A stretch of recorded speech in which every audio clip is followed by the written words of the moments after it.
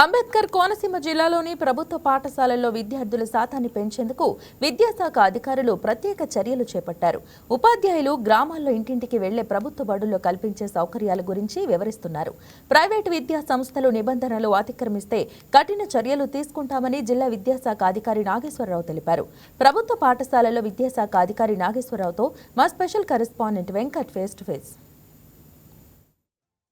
అంబేద్కర్ కోనసీమ జిల్లాలో ప్రభుత్వ పాఠశాలలో విద్యార్థులు పెంచేందుకు విద్యాశాఖ అధికారులు కృషి చేస్తున్నారని చెప్పొచ్చు. బడి పిలుస్తుంది కార్యక్రమం ద్వారా ప్రతి ఉన్నత పాఠశాలలోనూ విద్యార్థులు జరిపించేందుకు క్యాంపులు కూడా నిర్వహిస్తున్నారు. ప్రస్తుతం మనతో పాటు మాట్లాడేందుకు ఇదే విషయమై జిల్లా విద్యాశాఖ అధికారి నాగేశ్వరరావు ఉన్నారు. మరిన్ని విషయాలు ఆయన అడిగి తెలుసుకునే ప్రయత్నం చేద్దాం.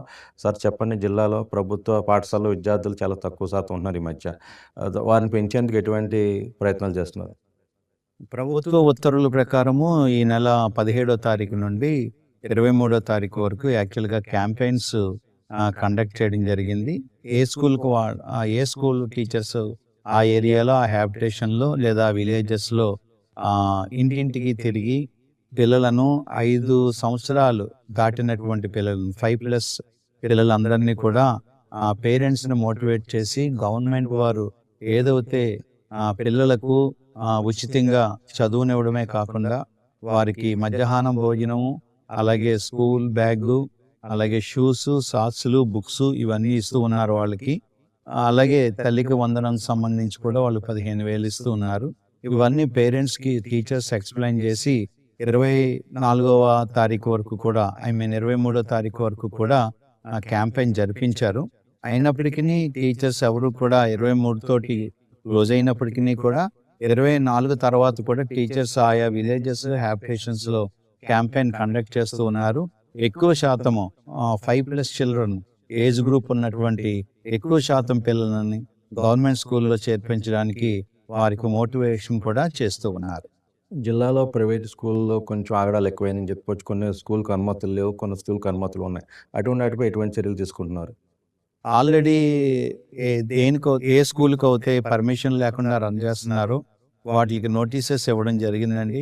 అలాగే కొన్ని స్కూల్స్లో స్ట్రెంగ్త్ లేదు, పర్మిషన్ ఇచ్చిన తర్వాత కూడా 10 లోపు ఉన్నటువంటి స్ట్రెంగ్త్ ఉన్నటువంటి స్కూల్స్ అన్నిటికీ కూడా నోటీస్ ఇచ్చి మీ స్కూల్ ఎందుకు రికగ్నిషన్ క్యాన్సిల్ చేయకూడదు అని ఎక్స్ప్లెనేషన్స్ కూడా మేము అడిగాము. నెక్స్ట్ ఇయర్ అదే కంటిన్యూ అయినట్లయితే వాళ్ళ రికగ్నిషన్స్ కూడా మేము క్యాన్సిల్ చేస్తాం. ఇప్పుడు ప్రభుత్వం సెలవులు ప్రకటించినప్పటికీ కూడా కొన్ని పాఠశాలలో తరగతులు నిర్వహిస్తున్నారు.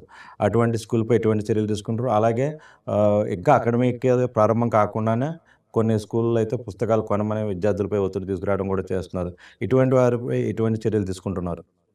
యాక్చువల్లీ ఏంటంటే గవర్నమెంట్ వారు కూడా 9th క్లాస్ అయిన తర్వాత ఒక 1 మంత్ బ్రిడ్జ్ కోర్స్ అని 10th క్లాస్లో మరి వాళ్ళు కట్టడం జరిగింది గవర్నమెంట్ స్కూల్లో.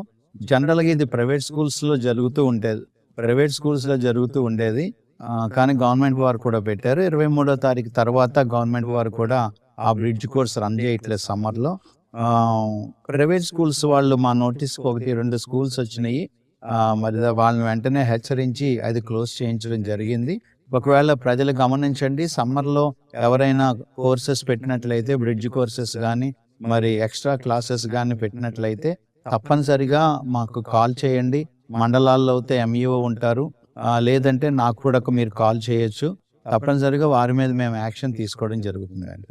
అంటే పాఠశాలలు ప్రారంభం కాకుండానే పుస్తకాలు కొనమని కూడా విద్యార్థుల మీద ఒత్తిడి తీసుకొస్తున్నారు. దాని మీద ఏమంటారు?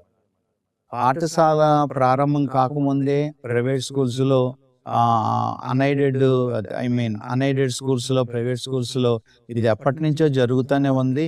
దాన్ని మనం ఖండిస్తూనే ఉన్నాము.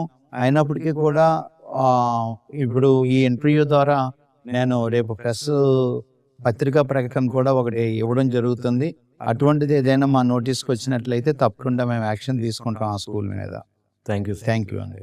ఏదైతే అంబేద్కర్ కోనసీమ జిల్లాలో ప్రభుత్వ పాఠశాలలో విద్యార్థులను ప్రోత్సహించేందుకు ప్రతి ఊర్లోనూ కూడా క్యాంపులు నిర్వహిస్తున్నామని, ప్రభుత్వం విద్యార్థులకు ఏవైతే పథకాలు అందిస్తున్నాయో అవన్నీ కూడా చెప్పడం జరుగుతుందని, అలాగే జిల్లాలో ప్రైవేటు స్కూళ్ళు అనధికారికంగా నిర్వహించే స్కూళ్ళపై చర్యలు తీసుకుంటామన్నారు. అలాగే అకాడమిక్ ఇయర్ ప్రారంభం కాకుండా పుస్తకాలు కొనాలని పేరెంట్స్ని ఇబ్బంది పెట్టడం, అదేవిధంగా ఇదైతే స్ట్రెంత్ తక్కువ ఉన్న పాఠశాలలపై కూడా వారికి నోటీసులు జారీ చేసి ఎందుకు దానికి సమాధానం తీసుకుంటామని, అదేవిధంగా స్ట్రెంత్ తక్కువ ఉన్న స్కూల్ ఏవైతేనే భవిష్యత్తులో వాటిని రద్దు చేసే వాటి గుర్తింపు కూడా రద్దు చేస్తామని డిఈఓ ఎవరైతే నాగేశ్వరరావు ఉన్నారో ఆయన చెప్తున్న పరిస్థితి ఉంది. కెమెరా పర్సన్ వరుణ్‌తో వెంకట్, అంబేద్కర్ కోనసీమ జిల్లా నుండి.